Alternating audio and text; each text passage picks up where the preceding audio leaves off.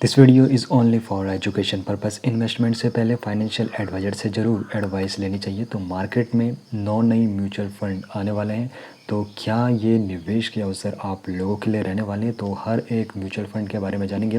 तो mutual fund जब list होता है तो वो एनएफओ के नाम से जाना जाता है, तो उसके बारे में हम पहले विस्तार से समझेंगे। आखिर एनएफओ यानी कि न्यू फंड ऑफर होता क्या है? तो एएमसी के द्वारा एक नई स्कीम के लिए पहली बार यूनिट्स की बिक्री आमतौर पर 10 रुपये प्रति यूनिट की फेस वैल्यू पर रखी जाती है, और यही होता है एनएफओ यानी कि म्यूचुअल फंड जब लिस्ट होता है तो उससे पहले न्यू फंड ऑफर लेके आता है।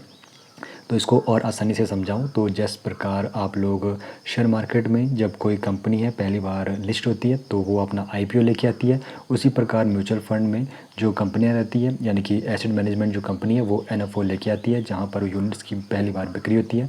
तो यहाँ पर हम लोग क्या समझने वाले हैं, तो अवसर क्या क्या रहने वाले हैं, फंड्स का टूर क्या रहेगा, और यहाँ पर साथ ही साथ निवेशक चेक पॉइंट भी यहाँ पर इंफॉर्मेशन हम लेंगे। तो सबसे पहले हम जानेंगे कौन कौन से वो 9 म्यूचुअल फंड हैं जो मार्केट में आने वाले हैं और किस किस कैटेगरी में वो फंड आ रहे हैं, तो इनके बारे में विस्तार से समझते हैं।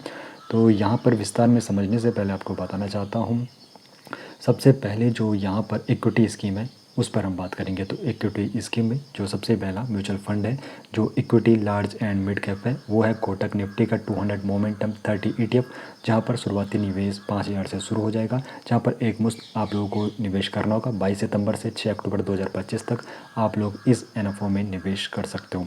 और अगला जो एनएफओ है जो फ्लेक्सी कैप इक्विटी का है, और ये है जियो ब्लैक रॉक का फ्लेक्सी कैप फंड, जहाँ पर आप लोग 23 सितंबर से लेकर 7 अक्टूबर 2025 तक आप लोग यहाँ पर निवेश कर सकते हो।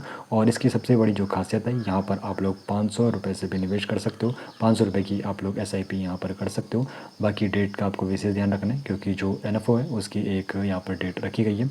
और अगला जो यहाँ पर एनएफओ है वो भी flexi cap equity scheme category में, ये एनएफओ है DSP Nifty 500 flexi cap quality 30 ETF में, और यहाँ पर 25 सितंबर से 6 अक्टूबर 2025 तक आप लोग यहाँ पर निवेश कर सकते हो। और अगला है इक्विटी थेमेटिक में, तो ये है आईसीआईसीआई का प्रो कॉन्ग्लोमेरेट फंड, तो यहाँ पर भी आप लोग 3 अक्टूबर से 17 अक्टूबर 2025 तक निवेश कर पाओगे। और अगला जो एनएफओ है जो इक्विटी थेमेटिक कंजप्शन में जो इन्वेस्को इंडिया कंजप्शन फंड का ये एनएफओ है, जिसमें आप लोग 3 अक्टूबर से लेके 17 अक्टूबर 2025 तक यहाँ पर निवेश कर पाओगे। और न्यूनतम आप लोगों को जो निवेश करना है 1,000 रुपये से आप लोग यहाँ पर निवेश कर सकते हो। तो ये तो हम लोगों ने समझ लिया, लेकिन अब एक कंपनी है जो एक साथ 4 अलग अलग कैटेगरी में नए फंड लेकर आ रही है, तो किस किस कैटेगरी में वो फंड आ रहे हैं तो वो अच्छे से जान लेते हैं। तो पहला जो है इनका इक्विटी फ्लेक्सी कैप में, जहाँ पर आप लोगों को एक मुश्त निवेश करना पड़ेगा 1000 रुपीज़ का। 24 सितंबर से लेकर 8 अक्टूबर 2025 तक आप लोग यहाँ पर निवेश कर पाओगे। अगला इनका जो कैटेगरी है इक्विटी थेमेटिक में, जहाँ पर आप लोग 24 सितंबर से 8 अक्टूबर 2025 तक निवेश कर पाओगे।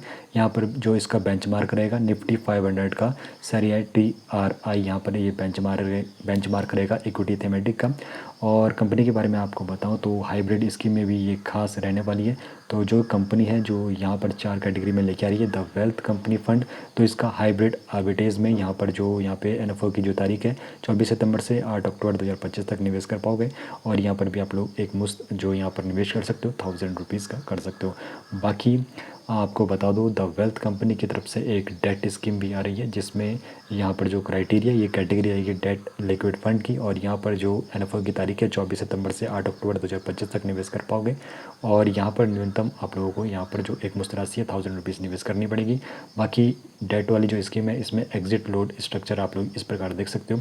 पहले दिन अगर आप लोग एग्जिट लेते हो तो इतना यहाँ पर आपको चार्ज पड़ता है, बाकी चौथे दिन तक अगर आप लोग एग्जिट लोगे तो इतना आपको यहाँ पर चार्ज पड़ता है।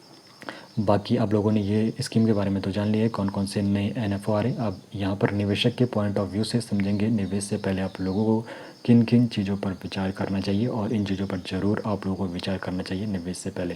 पहला है रेस्कोमीटर लेवल आप लोगों को चेकआउट करना चाहिए। एग्जिट लोड की शर्तें आप लोगों को पता होनी चाहिए। निवेश के लक्ष्य और समय अपना पता होना चाहिए। और फंड का बेंचमार्क आप लोगों को पता होना चाहिए, वो फंड किसको अपना बेंचमार्क मान रहा है। और साथ ही साथ एक्सपेंस रेशियो यानी कि TER का भी आप लोगों को पता होना चाहिए निवेश से पहले। और बाकी एक बार फिर से मैं आपको बताना चाहता हूँ, बाज़ार में काफ़ी जोखिम होता है, इसलिए निवेश से पहले एक्सपर्ट की आप लोगों को सलाह ज़रूर लेनी चाहिए। और स्टॉक मार्केट और म्यूचुअल फंड में निवेश से पहले फाइनेंशियल एडवाइजर से ज़रूर सलाह लीजिए। लीजिए। बाकी एक प्रश्न है आप लोगों के लिए, क्या एक नया फंड हमेशा सबसे अच्छा विकल्प होता है? आपकी इस बारे में क्या राय है?